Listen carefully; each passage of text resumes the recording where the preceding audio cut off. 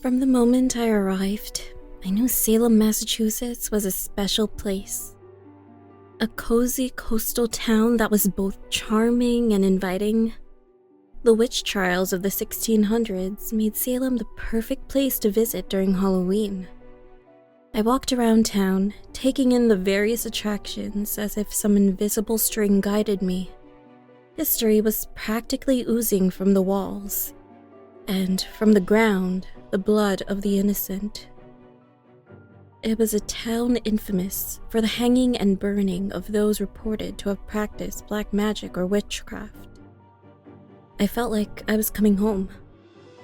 I enjoyed the company of tourists, dressed in black robes and pointy hats in populated areas, but felt strangely comfortable in several of the locations where the trials took place and the executions carried out.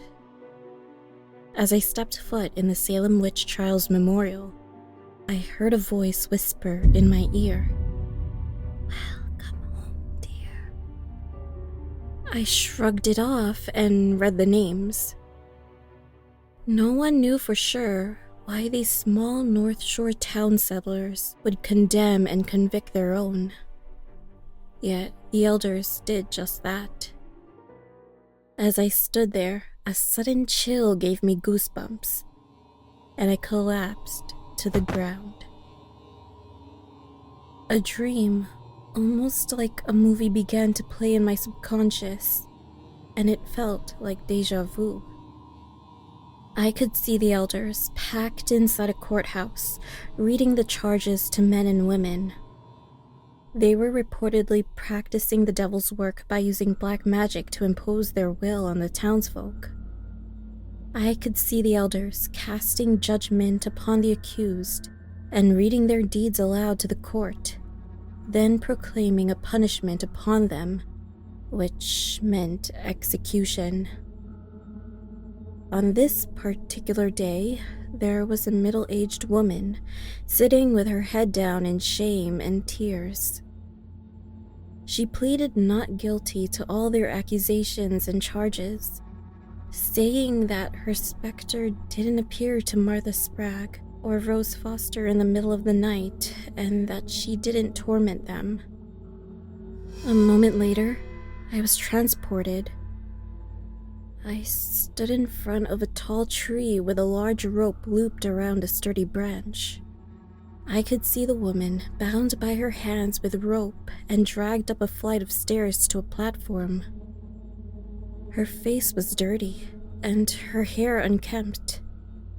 She knew she had little time left and zero sympathy from the growing crowd. She cried in protest.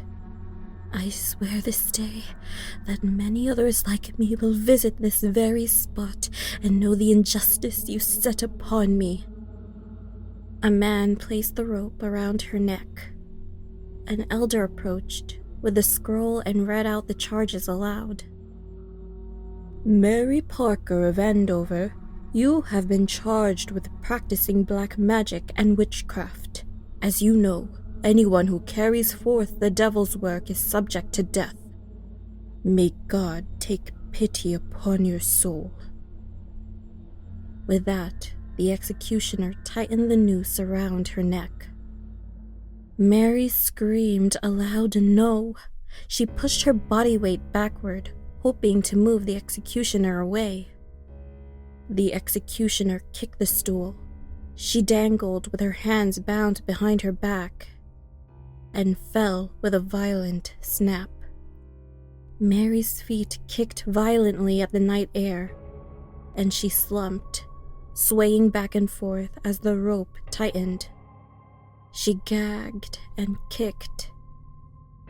After a few minutes, her body expired, and the execution was complete.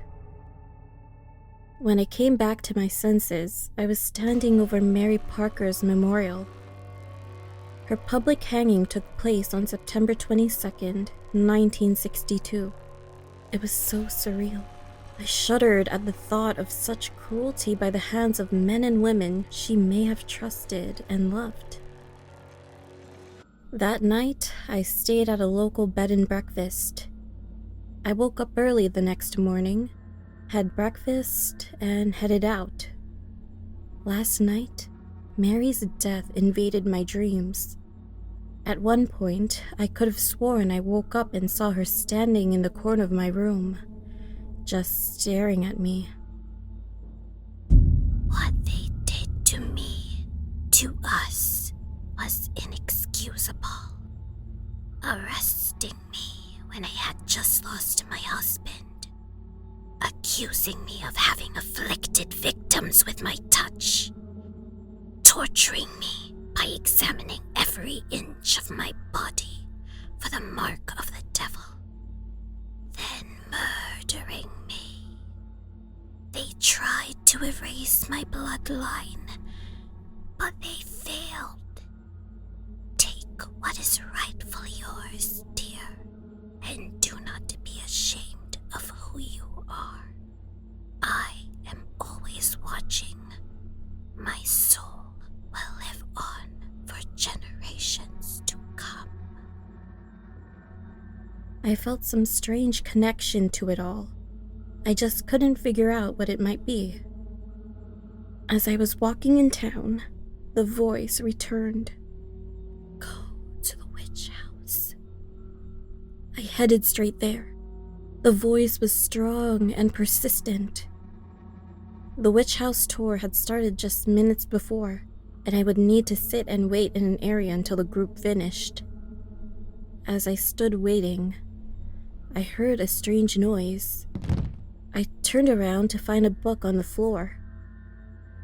I opened it and noted that it spoke of the witches by name and gave a brief overview of their crimes. I turned to the page that listed Mary Parker. It said that she was a widow during the time of the trials and from Andover.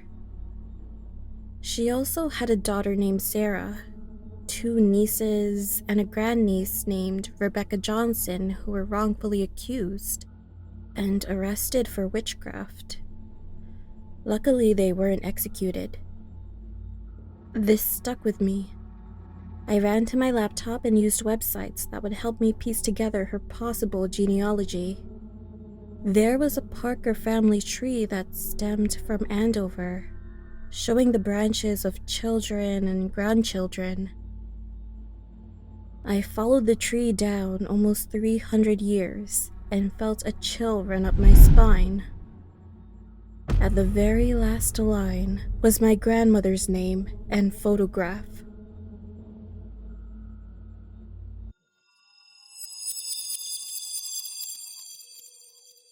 This is what happened on Halloween night 3 years ago, when one of my friends, well, you'll see. Even though me and my friends were adults, we still loved everything that came with Halloween. Beth loved the candy, I loved scary stuff, and Mindy, well, she just loved dressing up. Every year, the mayor would set up this elaborate parade and carnival right in the middle of town. It had amazing food, decorations, hired actors who would scare you, and the main attraction, the House of Horrors. Basically, you would go in and you'd walk through a maze, all the while being scared by skeletons, werewolves, and vampires. Yeah, it would normally be a lot of fun, but that particular year, it was something different. Come on, guys, what's taking you so long? I asked them while pacing back and forth in the living room. We were dressing up as the Sanderson sisters. Okay, we're ready, Mindy said as they both came down the stairs. Come on, let's go already, I said while opening the front door. As we walked out, we saw that everyone was outside. The kids were trick-or-treating, and the adults were all headed the same direction. We finally got to the carnival. The House of Horrors looked amazing. We went straight in. This is better than last year, Mindy said, and she was right. The corpses and puddles of fake blood had a really nice aesthetic. For Halloween, of course. There were also paid actors, scaring us and jumping out from the dark corners. We heard as we were walking. We looked around, but couldn't see anything. It was too dark. Psst. We heard it again. Mindy looked to her right, and a guy came out of the shadows. He was beautiful. The three of us were speechless. He had a pale complexion, long hair, blue eyes, and full lips. He was also really tall. So, you're a vampire, Mindy swooned. He also had a pair of fake fangs. Yeah, you look delicious, he said. Guys, you go ahead. I'm gonna hang out here for a while, Mindy told us. We didn't want to get between her and this beautiful guy, who seemed to like her, so we went ahead. After about 10 minutes, we were at the end of the maze, and the exit was right in front of us. But no sign of Mindy. Let's call her, I said while taking out my phone, but she didn't answer. Come on, we should go back for her, Beth told me, and I agreed. We did just that. As we walked, we noticed that the floor was wet. It was dark, so we couldn't see where the water was coming from. I took out my phone and turned on the flashlight. We both screamed. It was blood. So much blood was at our feet. Having the flashlight still turned on, we took a step to the right and accidentally pointed the phone towards a dark corner. There, with her eyes open and 2 holes on the side of her neck, laid Mindy. She looked dehydrated and pale. I started shaking her so that she'd come to her senses, but it was too late. Mindy was dead. We called the police, and after they did a full autopsy at the hospital, they saw that she was completely drained of her blood. After hearing that, Beth and I looked at each other with the same thought.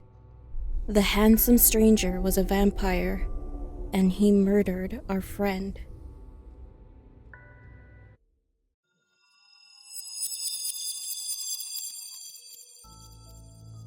This is a story about what happened on Halloween, before my husband and I decided to move out of our new house. I was 32 years old when I experienced something that I will never forget for the rest of my life. We had just moved into this really nice neighborhood after finally finding a house we absolutely loved. We're going to be so happy here, I said to my husband, while we spent our first night in the new place. It was around sometime in October, not long before Halloween night. We managed to make some friends on our block, and we learned that everyone decorated their houses during spooky season. Not wanting to be left behind, we decided to go shopping for some skeletons, pumpkins, and cobwebs. Anyway, time went on, and fast forward to a few weeks later, Halloween. The houses on our block looked really terrifying, but it was still daylight, and I could only imagine what they would look like at night. We didn't have any kids of our own. We tried, but it just didn't happen. Thus, our love for kids was immense. That's why we had several large bowls of candy ready to go. Our wish was not to run out and leave some of the kids behind. Finally, evening came and our first trick-or-treater. It was a little girl, accompanied by her dad. "Hello, what a beautiful princess costume," I said, smiling at her. "Thank you," she said, while replying with an even bigger smile. We gave her some candy and a feeling of joy came over us. The night went on and several other kids came, dressed up as vampires, witches, and superheroes. But the last kid that came, he was a little bit different. "Trick or treat," we heard a small voice say. I opened the door and there he stood. A small boy with a pale face, wearing an old-timey costume. He looked like a child from the 1940s. "What an original costume," I said while handing him the bowl of candy so he could take as much as he wanted. It's not a costume. Where's Matilda? Isn't she home? The kid asked me. Matilda? There's no Matilda living here, I said while looking confused. Oh, yes she is. She's my mom's friend, and Andrew's mom. They live here, the kid said.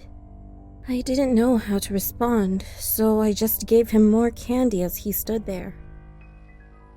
I'm sorry, there isn't anyone by that name here, I told him nicely. What's your name? I asked. He paused for a moment, and then said, Hector. Okay, I'm gonna go now. And left. The next day, I went outside to get the mail, and my neighbor was on her front porch. I went over to talk to her. Hey, do you know Matilda with a kid named Andrew? There was a kid asking for her last night, I said. My neighbor was old, over 80, so I guess she would know what the kid was talking about. She thought about it for a while. I remember when I was young, there was a fire on this block. A big one.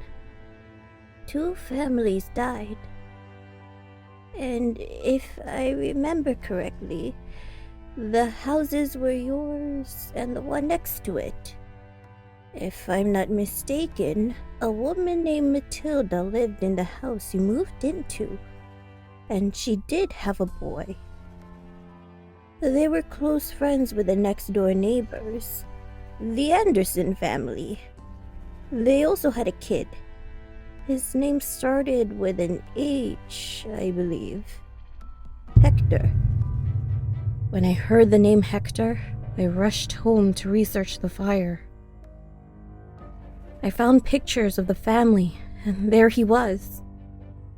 The 8-year-old boy named Hector. A picture of him looking identical to the kid I saw the night before. It wasn't long until my husband and I moved out of that house, hoping to never experience that sort of thing again.